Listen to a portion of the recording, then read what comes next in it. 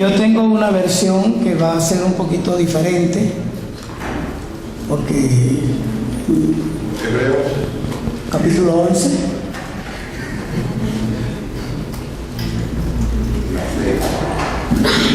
¿Ya lo tenemos? Yo noto algunos jóvenes sin Biblia. Ah, sí, ok. Muy bien. Así es. Muy bien, gracias. Dice, vamos a leer el capítulo. La fe es la confianza de que en verdad sucederá lo que esperamos. Es lo que nos da la certeza de las cosas que no podemos ver. Por su fe, la gente antigua gozó de una buena reputación. Por la fe entendemos que todo el universo fue formado por orden de Dios, de modo que lo que ahora vemos no vino de cosas visibles.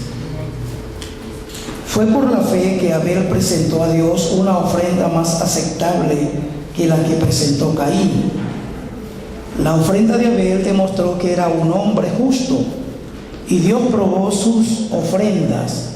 Aunque Abel murió hace mucho tiempo, todavía nos habla por su ejemplo de fe. Fue por la fe que no ascendió al cielo sin morir. Desapareció porque Dios se lo llevó. Pues antes de ser llevado, lo conocían como una persona que agradaba a Dios. De hecho, sin fe es imposible agradar a Dios.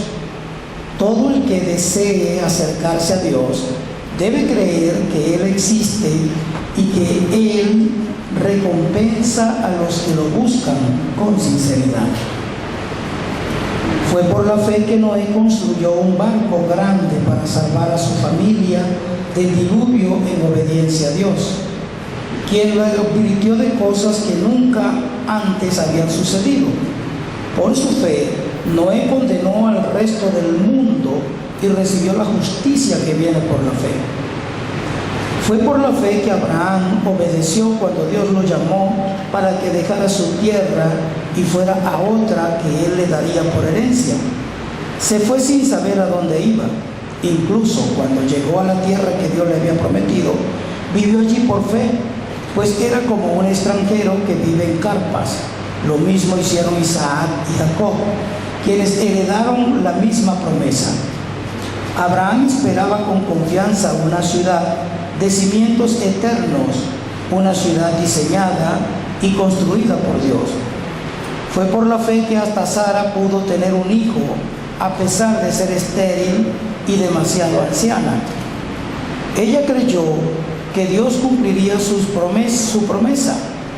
Así que una nación entera provino de este solo hombre, quien estaba casi muerto en cuanto a tener hijos.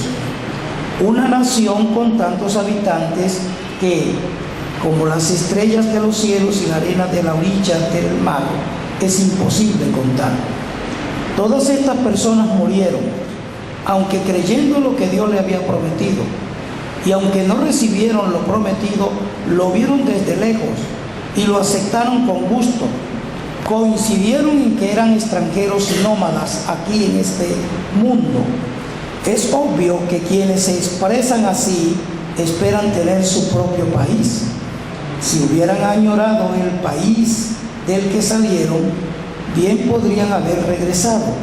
Sin embargo, buscaban un lugar mejor, una patria celestial.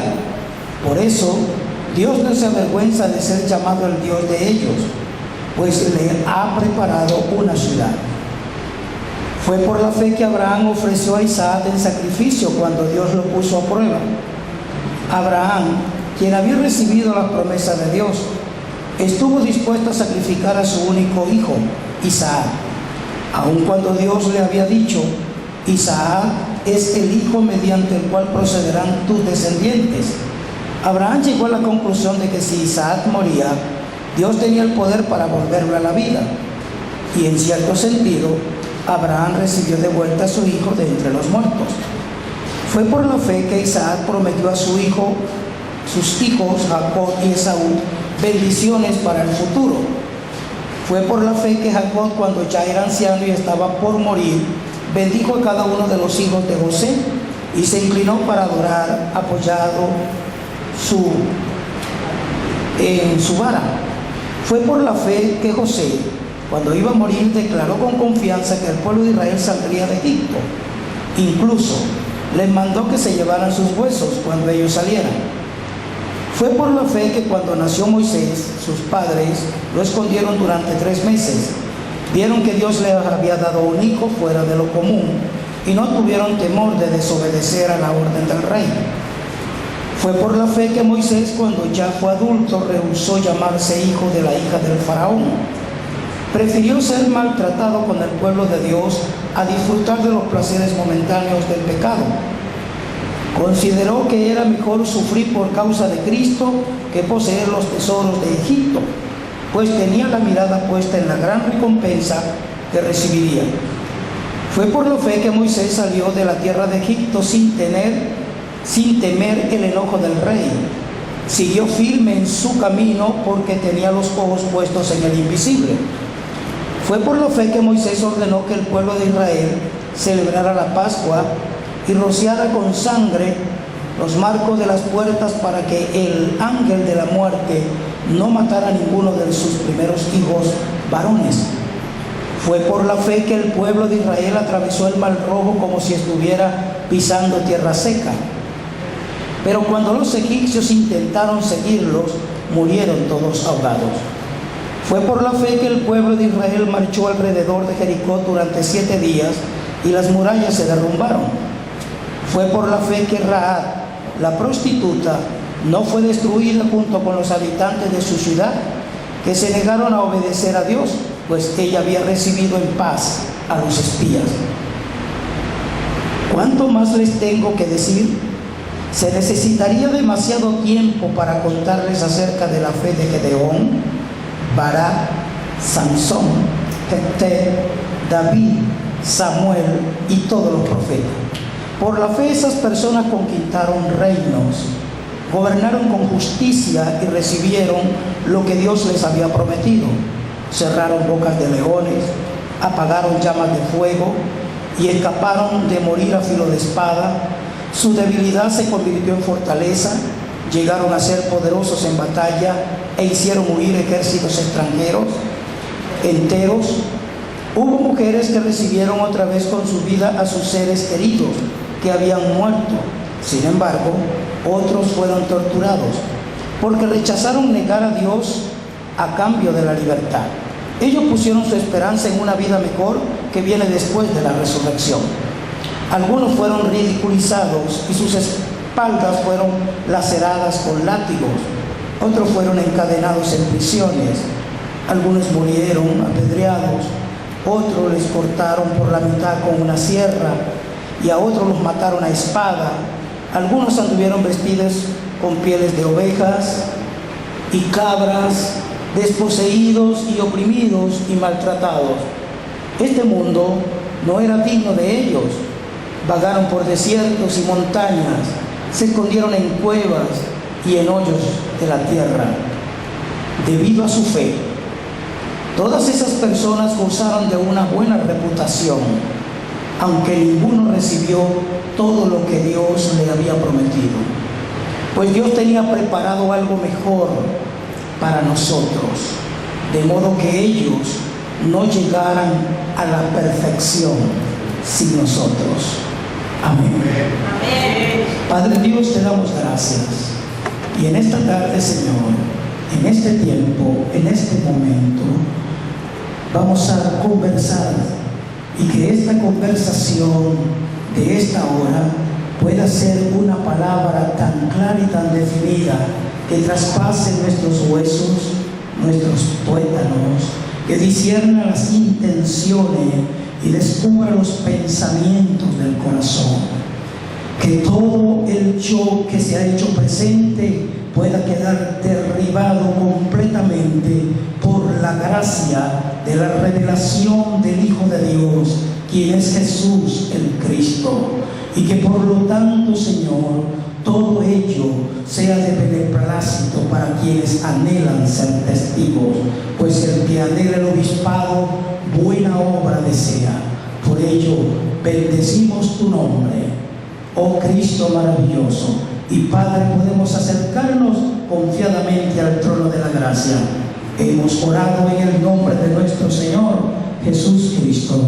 Amén. Amén. Amén.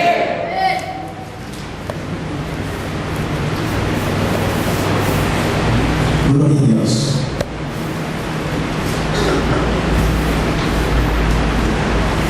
Estoy aprendiendo a predicar pausado. Durante mucho tiempo prediqué para el habla hispana, pero ahora predico para Corea. Entonces tengo que aprender a predicar pausado por la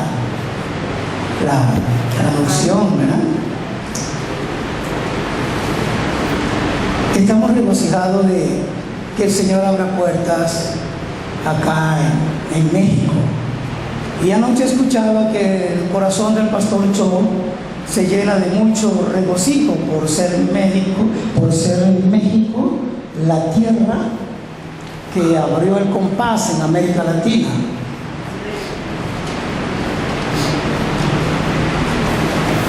Y eso es maravilloso poder verlo. Hace 2 años yo estuve aquí y por primera vez yo estaba en otro país con la intención de escuchar la amplitud de la revelación que yo había escuchado allá en Venezuela. Podríamos decir que solamente teníamos unos meses.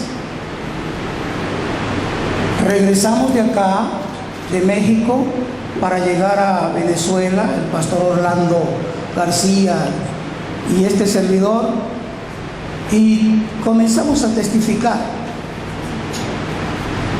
Después de pasados 2 años y haciendo algunas bendiciones maravillosas que el Señor nos concedió, como fue Tirano, donde muchos de ustedes estuvieron presentes y pudieron pisar la tierra venezolana y comer arepas.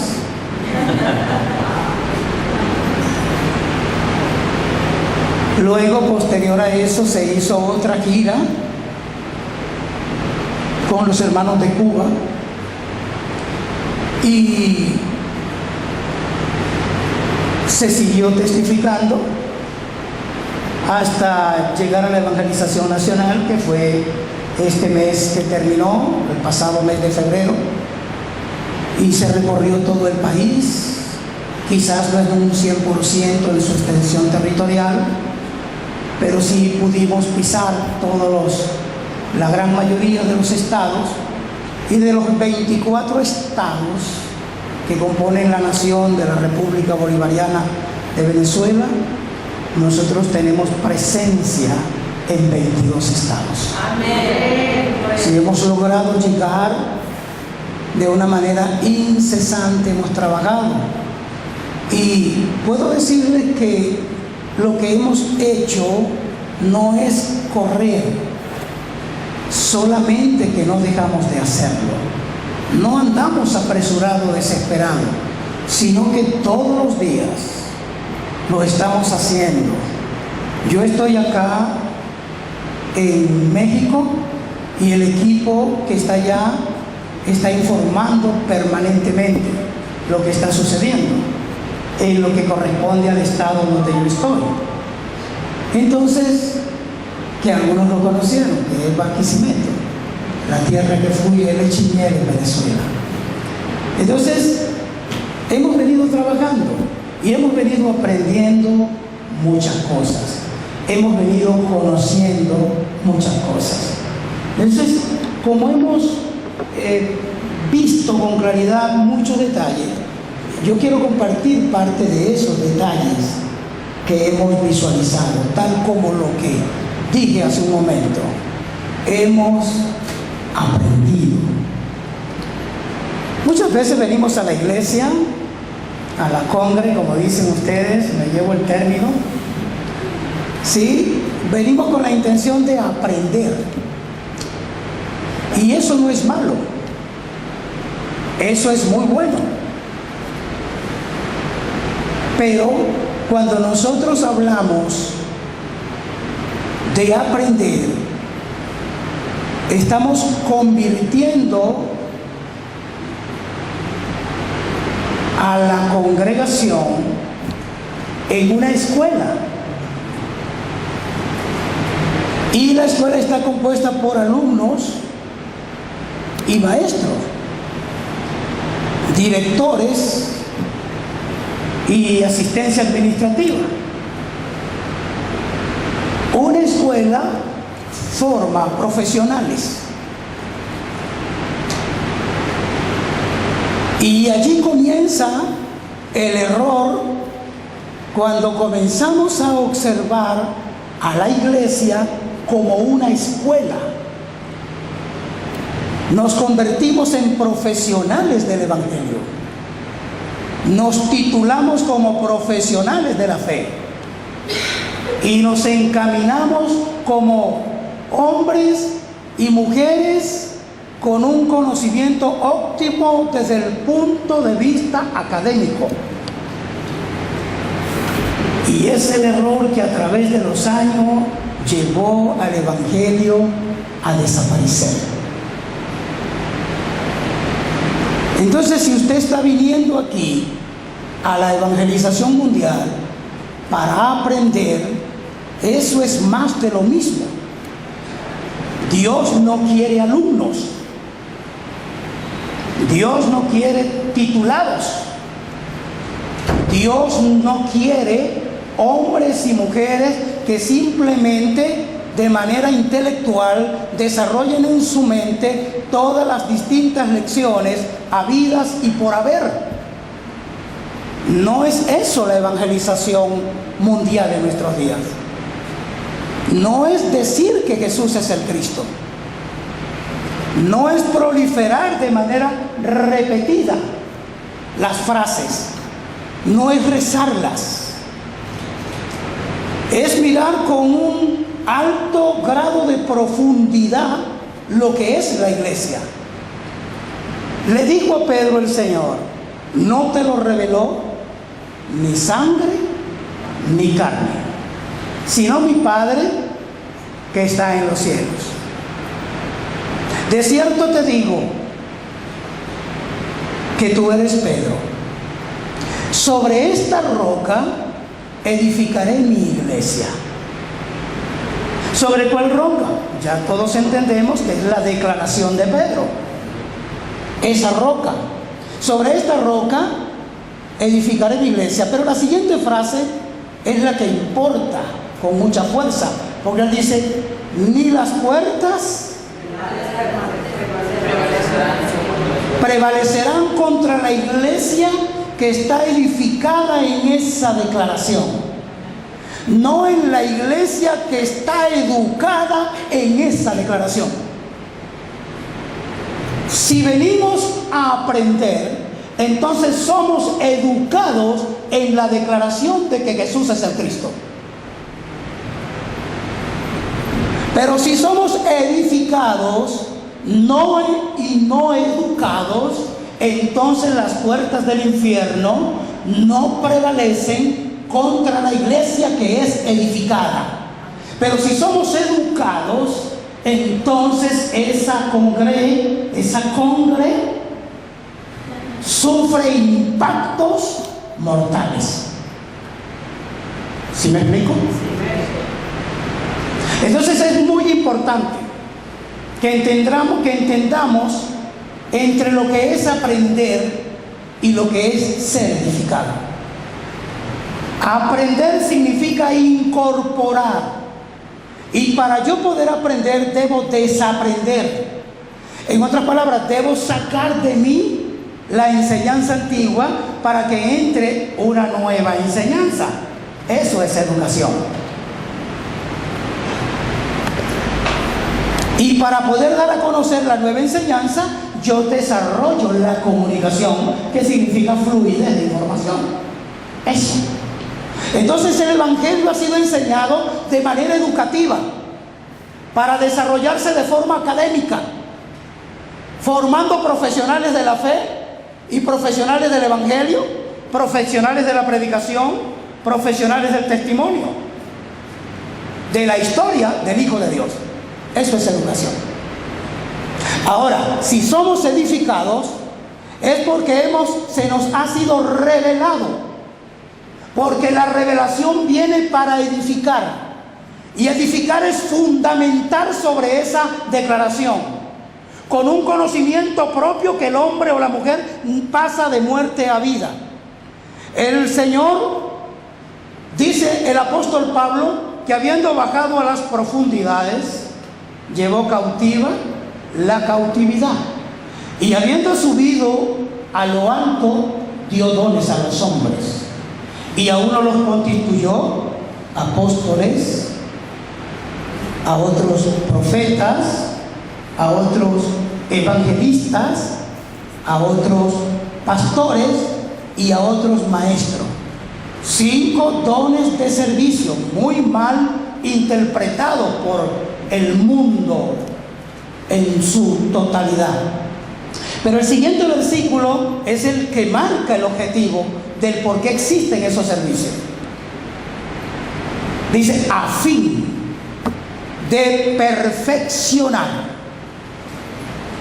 Perfeccionar. Hay una diferencia entre ser perfeccionado y ser educado.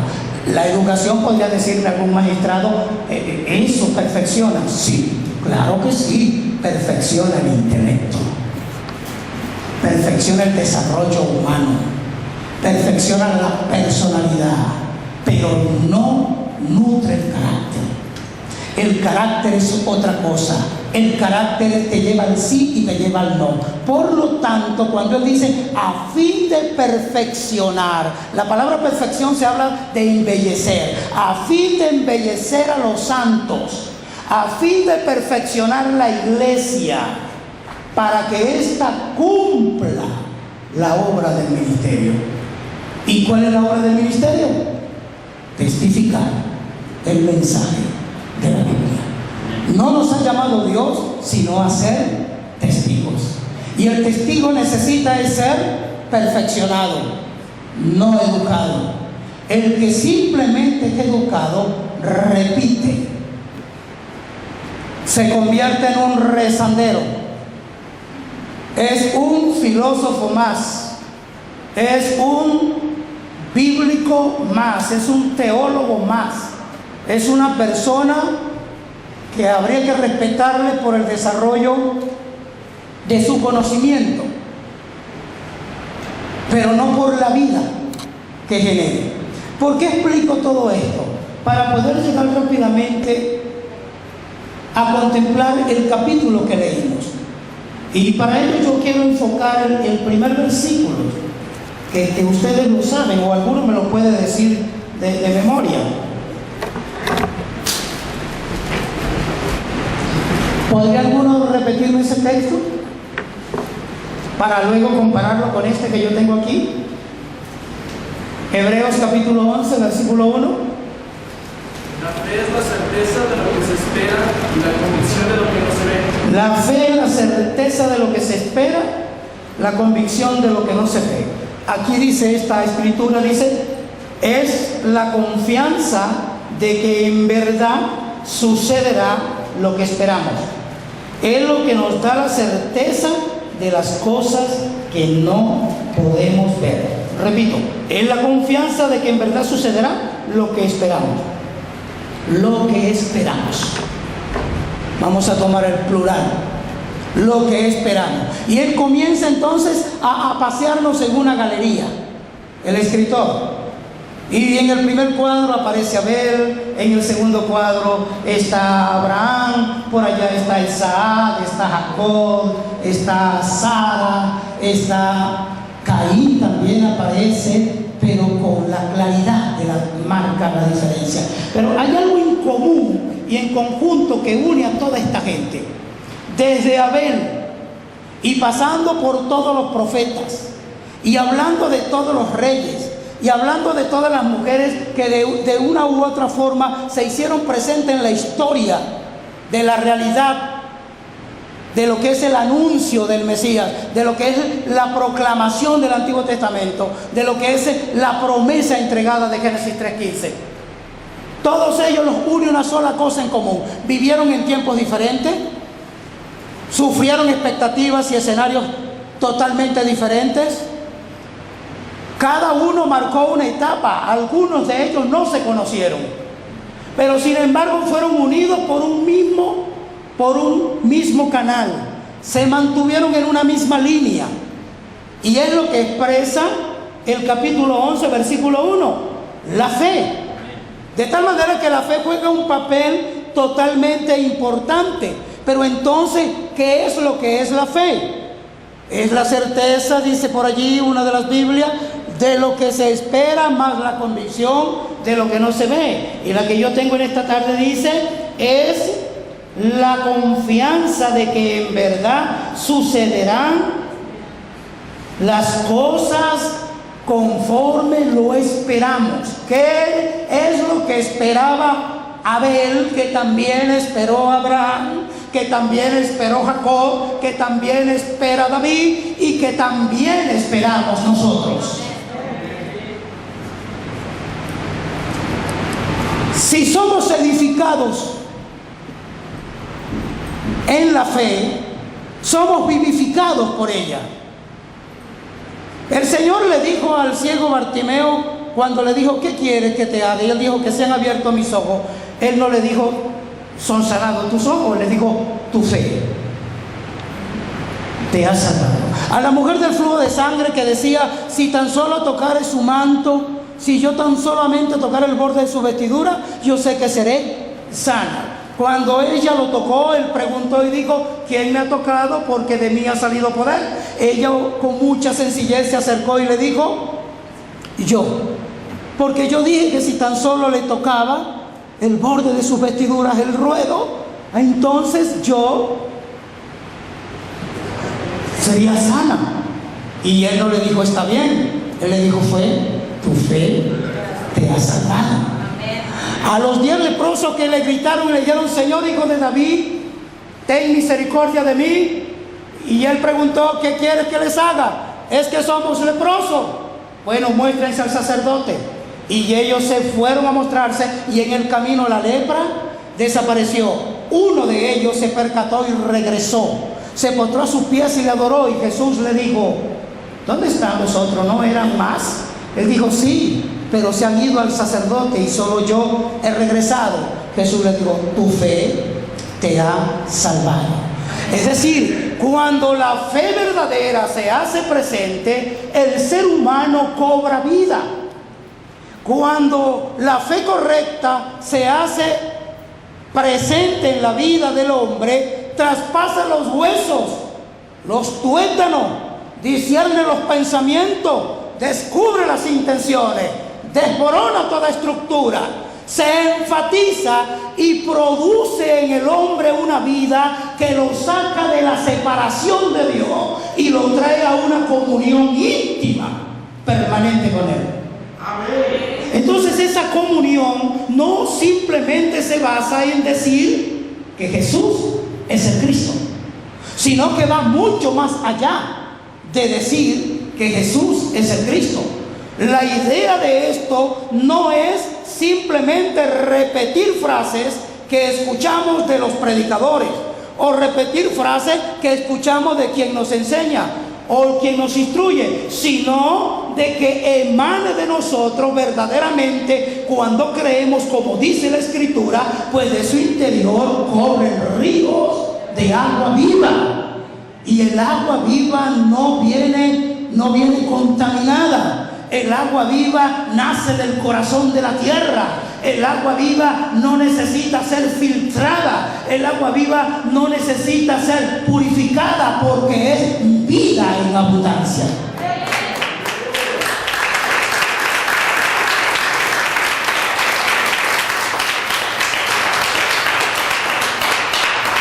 Es importante que nosotros podamos mirar con mucho detenimiento.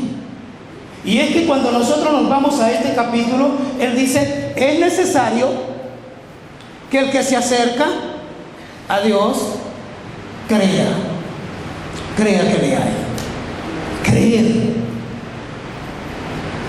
no es repetirlo, es creerlo.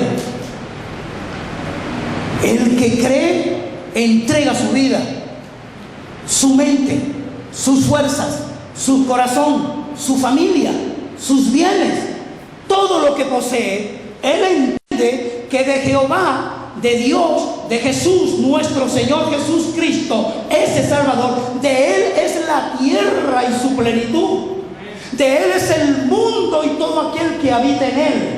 Y yo al ser vivificado, tú al ser vivificado, entonces vivimos en ese mundo que le pertenece a Él. Y no estamos hablando de un mundo carnal perdido, estamos hablando del único mundo que verdaderamente se le puede llamar mundo, que es el pueblo edificado de Dios sobre Cristo Jesús.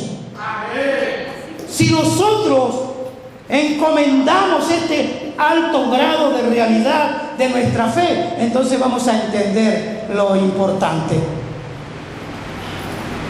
Yo voy a hacer algunas preguntas sencillas y usted va a contestar solamente haciendo así, nada más así o así. ¿Ha tenido hambre alguna vez? ¿Le ha dado sed alguna vez? Sí. ¿Se ha cansado alguna vez? ¿No le ha provocado venir a la iglesia en una oportunidad? ¿Se ha puesto bravo con el pastor de vez en cuando? Ahí sí dijeron, nada, todo el mundo se quedó serenito. Todos venían así y ahí no dijeron así, ¿verdad? Muy bien, no importa. Es que lo que yo quiero no es descubrir su conducta. Lo que yo quiero es que entendamos esto. Si usted ha vivido eso, entonces nos vamos a entender. Nos vamos a comprender. Nótelo por encima de todo esto. A ver, por la fe entregó la mejor ofrenda. Cuando esperamos verdaderamente, ¿qué es lo que debemos de creer? ¿Qué es lo que tenemos que creer? ¿Qué es lo que nos tiene que llenar? Yo sé que nosotros decimos el texto Juan 20:31. ¿Cómo dice Juan 20:31?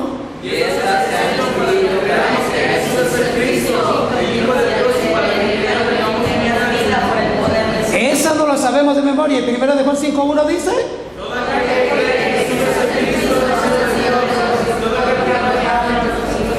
Perfecto. ¿Y 1 de Juan 2:22 dice?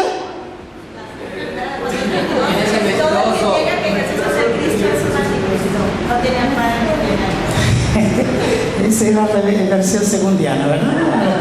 La dijo bien. Sí, no, está bien, ya, tranquila. Me van a venir las plagas. Ok, ahora fíjense bien. Para Egipto las plagas eran plagas. Para el pueblo de Dios eran la bendición de la liberación, ¿verdad? Eran las señales de la libertad.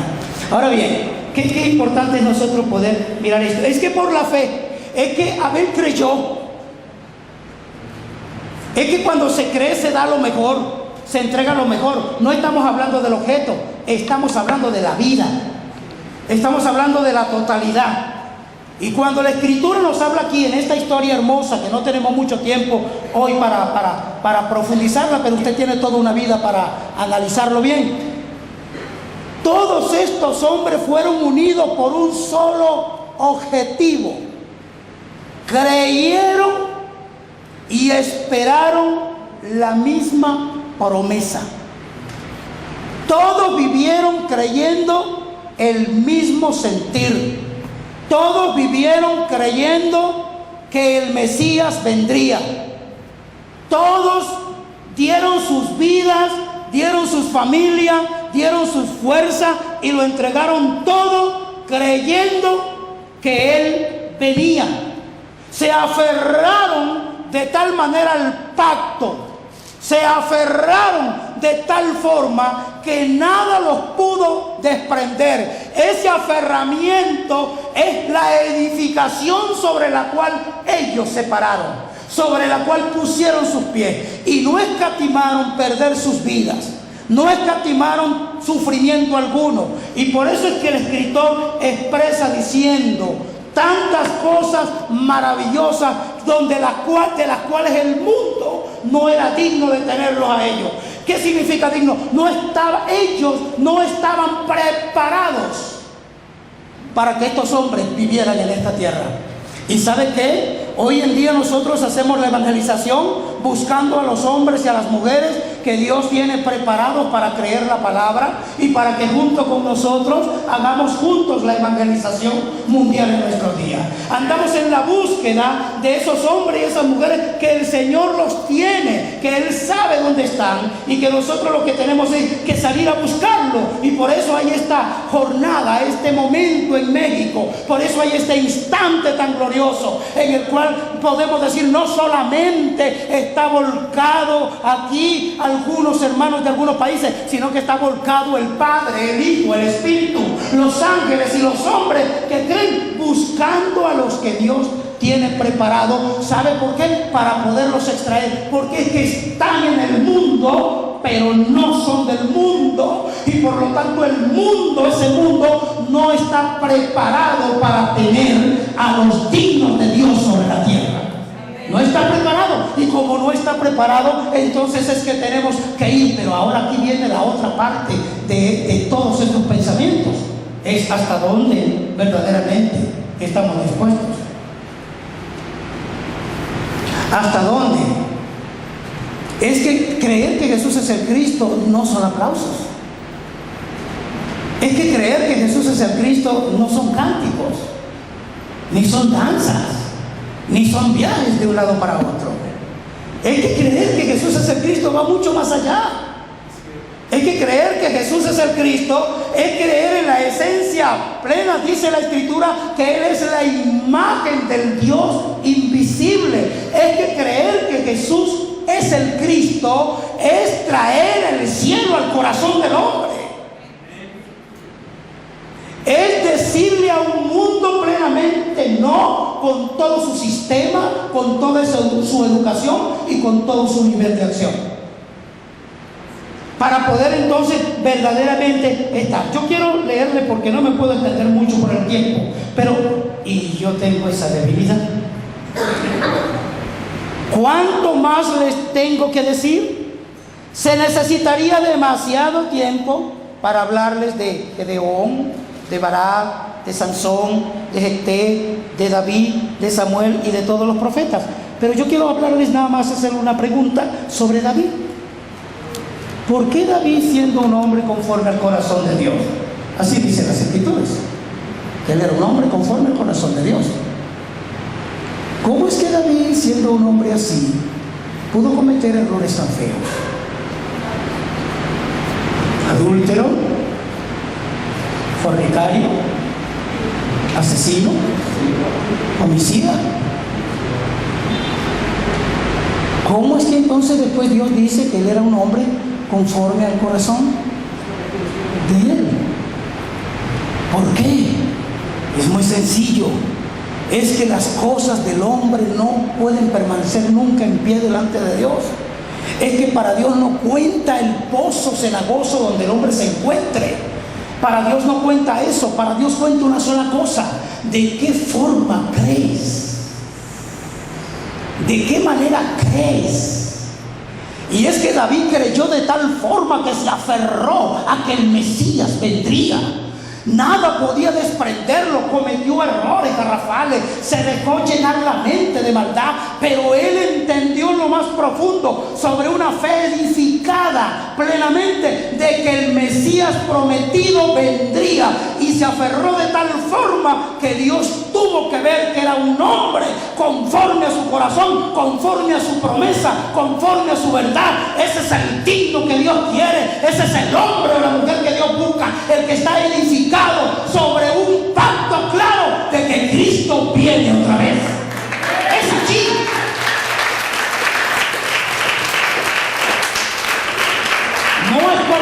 No es por las cosas buenas o por las cosas malas que el hombre haga, es por la forma como cree. Pues el que cree verdaderamente no vive él, Cristo vive en él. Y esa es la expresión del apóstol Pablo, y esa es la realidad a la cual somos llamados a vivir, de que la iglesia de este tiempo pueda llegar a ser como la iglesia primitiva o la iglesia de los primeros tiempos en sus días iniciales. Vivir única y exclusivamente, donde el corazón y la mente no están tomados para nada. Es tanto así que el apóstol dice: el que tenga esposa, haga como que si no la tuviera. Es que es tan fuerte, es tan profundo la entrega, es tan duro todo el poder decidir con una plenitud, que no se pueden tomar decisiones académicamente. Tiene que venir del Espíritu. Tiene que ser el hombre y la mujer del Espíritu. Tienen que estar marcados allí. Sigo leyendo y dice: por la fe esas personas conquistaron reinos, gobernaron con justicia y recibieron lo que Dios le había prometido. Cerraron boca de leones, apagaron llamas de fuego y escaparon de morir a filo de espada. Su debilidad se convirtió en fortaleza y llegaron a ser poderosos en batalla. Hicieron huir a ejércitos enteros. Mujeres recibieron sus muertos. Sin embargo, otros fueron torturados porque no quisieron negar a Dios a cambio de su libertad. Ellos pusieron su esperanza en una vida mejor que viene después de la resurrección. Otros fueron ridiculizados, la espalda fueron lacerados con látigos, encadenados, y algunos murieron apedreados. Otros le cortaron por la mitad con sierras, y a otros los mataron a espada, y algunos anduvieron vestidos con pieles de ovejas, cabras, desposeídos, oprimidos y maltratados. Una condición: se desprendieron de una manera total. Nuestra evangelización engloba dos cosas nada más. Uno, testificar el mensaje de la Biblia. Eso es algo que usted lo sabe. Dos, encontrar al digno. Y para eso nos generó un modelaje, nos entregó una forma exclusiva de Dios, que es encontrar al digno, y que sabemos que el digno es la buena tierra, que sabemos que el digno es la perla de gran precio, que sabemos que el digno es la semilla de mostaza, que estamos entendidos. Sin embargo, nosotros todavía queremos evangelizar de manera académica.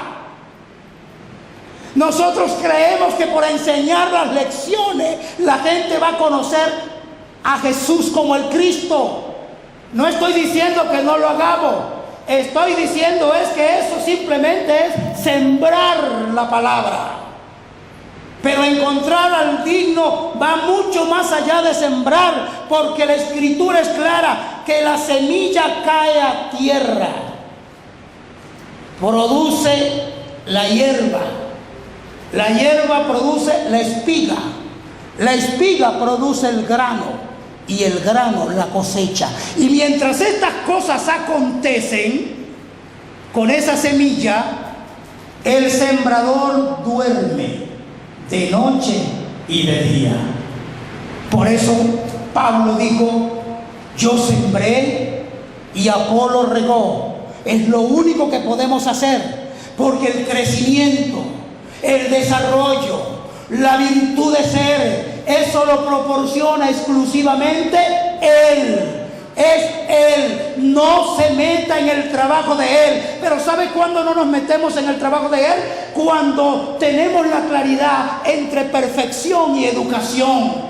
Si somos esos educadores del Evangelio, vamos a enseñar las lecciones como nuestros padres nos enseñaron a algunos de nosotros, el famoso catecismo.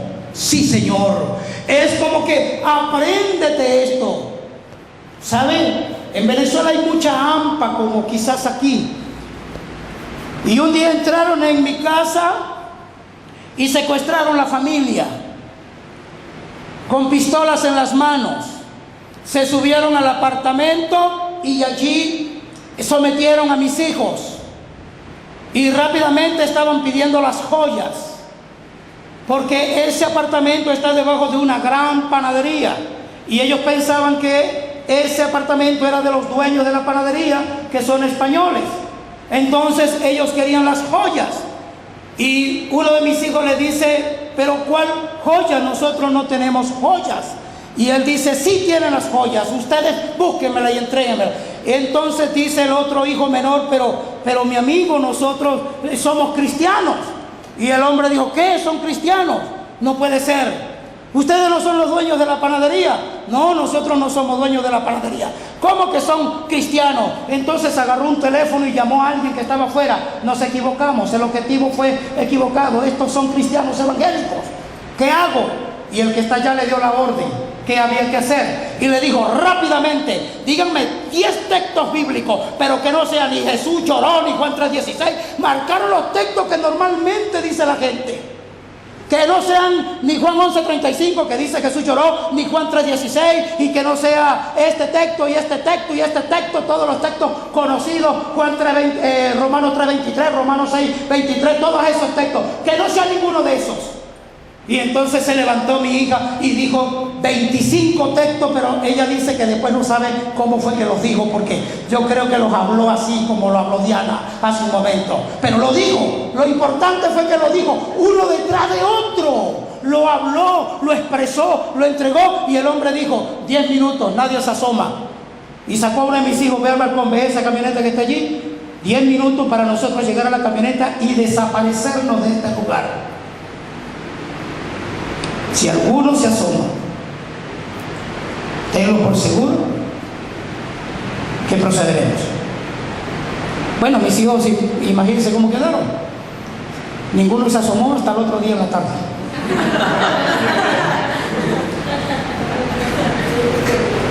¿Ve lo que les estoy diciendo? Yo hablé con mi hija antes de venir para acá. Y le dije a mi hija, ¿tú conoces al Señor? Y me dijo, papá, yo quiero ser salva. Para que seas salvo tienes que conocer a Jesús como lo que Él es. Él es el Cristo. Tienes que conocerlo como el Cristo. Y ella comenzó a llorar porque me dijo, yo no lo conozco así. Y es mi hija. Yo le enseñé la Biblia académicamente. Fue una escuela. Yo me acuerdo que le decía todas las mañanas en la noche, le decía mañana en la mañana, me dices un texto que te guste y que te lo aprendas. Y se los aprendía. Por eso tuvo esa facilidad ese día. Pero es que académicamente no transforma corazones. Podemos dar títulos, podemos dar certificados, podemos reconocer y decir qué buen predicador, qué verborrea tan grande, qué armoniosa teología dice. Pero es que esto no se trata de educación, se trata de edificación. Jesús no dijo, sobre esta roca educaré al que cree en mí. No, Él dijo, edificaré, proporcionaré vida, y vida en abundancia. Cuando creemos como dice la Escritura. Entonces, cuando creemos como dice la Escritura, no vivimos en el modus vivendi de repetir simplemente y de gritar por las esquinas y decir solamente Jesús es el Cristo, sino que Jesús es el Cristo en mi boca, en mi corazón. Es una autoridad viviente, es una palabra de fortaleza que infunde el aliento y la esperanza, que derriba y edifica, que levanta, complementa. Y de esa manera absoluta, cuando testifico esa verdad, entonces el que verdaderamente está elegido para esa hora y para ese día, aflora, asoma. Entonces no tenemos que convertir las piedras en buena tierra. No tenemos que batallar con aquel que por más que le hablemos no entiende. Cuando alguien no entiende es porque el malo ha venido y le arrebata el evangelio, le arrebata el pacto, le arrebata la palabra. Y toda persona que viva con la palabra arrebatada jamás podrá dar frutos a 30, 60 o a 100. No podrá hacerlo. Y por más que usted y yo nos esforcemos, Él no lo va a poder lograr. Es que ¿cuál fue el esfuerzo que tuvo Adán con Abel? ¿Cuál? No hubo esfuerzo, solo le presentó a Dios. No hubo esfuerzo, pero Abel por la fe, él creyó y entregó sus fuerzas, y por eso su ofrenda fue óptima, porque él creyó. Porque es que es necesario creer. Es que al que cree todo le es posible. Es que al que cree no vive en la estela de la vista natural, vive por encima. En otras palabras, el que cree vive en lo sobrenatural. Y vivir en lo sobrenatural no es andar como un zombie por allí. No, vivir en lo sobrenatural no significa que paso por un cementerio y todos los muertos se levantan y se vienen atrás mío. Eso no es sobrenatural. Eso será otra cosa. Lo sobrenatural es poder vivir aferrado, porque no puede haber una aliación entre la carne y el espíritu. Para poder vivir en la fe del Hijo de Dios hay que vivir aferrado, y vivir aferrado es vivir en la naturalidad del Hijo de Dios, no en la naturalidad de nosotros como hombres. Por lo tanto, una iglesia que emprende, una iglesia que se desarrolla, una iglesia que fluye con estas características, entonces puede testificar con toda plenitud, con toda autoridad. Y de esa manera el estar aferrado nos lleva a un solo objetivo. Dice el versículo 39 y el 40, dice: debido a su fe, a la fe de cada uno de esos hombres, dice, todas esas personas gozaron de una buena reputación. A lo largo de la historia, de todos ellos se habla bien, de todos se habla muy bien. Eso significa que su fe les marcó buena reputación. Pero es que esto no se trata de que Dios quiera que tengamos buena reputación. Miren lo que dice: aunque estas personas gozaron de una buena reputación, ninguno recibió lo que Dios había prometido. Ninguno pudo ver, ninguno pudo estrechar, ninguno pudo palpar al Cristo, ninguno tuvo la dicha de mirarlo. No pudieron. Solamente creyeron mirándolo de lejos. Vendrá, viene. Pero dice la Escritura que Dios, y aquí es donde está lo más hermoso, Dios tenía preparado. No es que va a preparar, no es que va a ir a hacer lugar para nosotros. No, dice, tenía preparado algo mejor para nosotros. Y aquí el apóstol se mete él con los que han creído en su tiempo, metiendo a los que quedaron atrás y a nosotros que no conocimos a Saulo de Tarso. Nos metió a todos y dijo, pero Dios ha tenido algo preparado, algo bueno, algo excelente, algo superior para nosotros, de modo que ellos no sean perfeccionados sin nosotros. Porque es que la fe es Cristo. Cristo es la fe. Por eso él pudo decirle a aquella mujer, tu fe te ha salvado. En otras palabras, el Hijo de Dios, el Mesías prometido, porque eso era lo que ella creía, eso era lo que creía que el ciego, eso era lo que creía que el hombre. Cuando creemos plenamente en eso y vivimos para eso, entonces es que la realidad. Ahora, la Escritura dice que por su fruto lo conoceréis. Si estamos verdaderamente aferrados, entonces ese grano produce cosecha. De tal manera que nosotros podemos perpetuar nuestros nombres y nuestras vidas, solamente entendiendo que si verdaderamente hemos creído, si no nos hemos dejado influenciar por una ola emocional nada más, sino que vamos a ir un poquito más allá, sino que vamos a extendernos, en el que el libro de los Hechos declara diciendo que todos los días en el templo y por las casas, cuando nos desprendemos de todo lo que nos rodea, no estoy diciendo abandonar, estoy diciendo desprender. Desprender significa que hay un primer lugar que no es lo que yo poseo. Abandonar ya es dejar tirado, eso es otra cosa.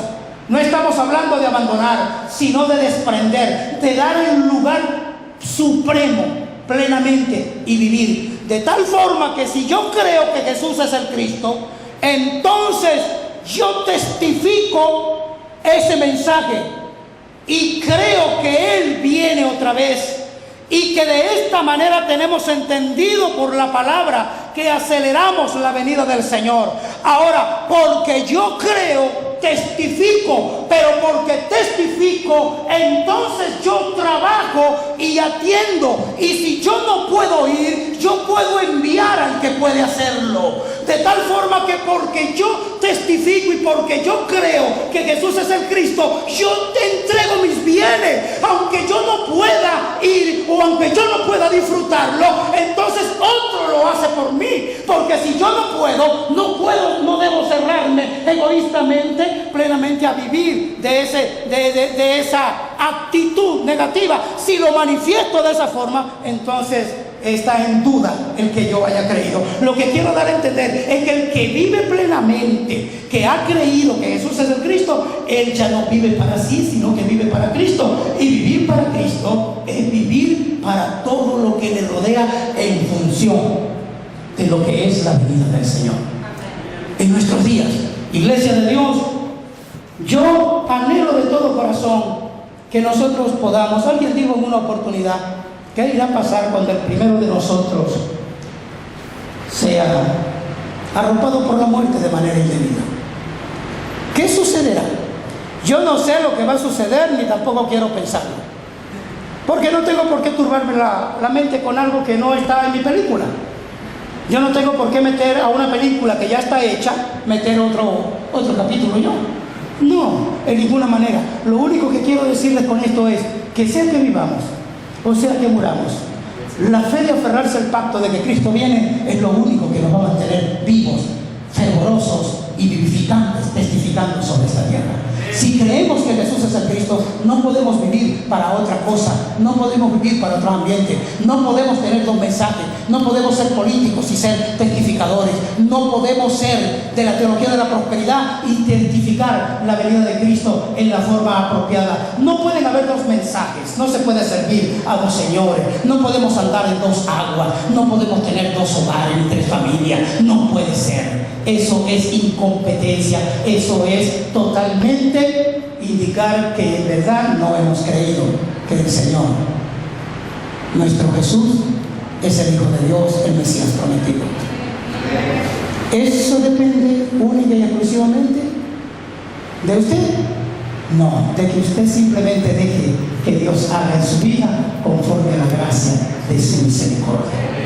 Sean bendecidos, muchas gracias.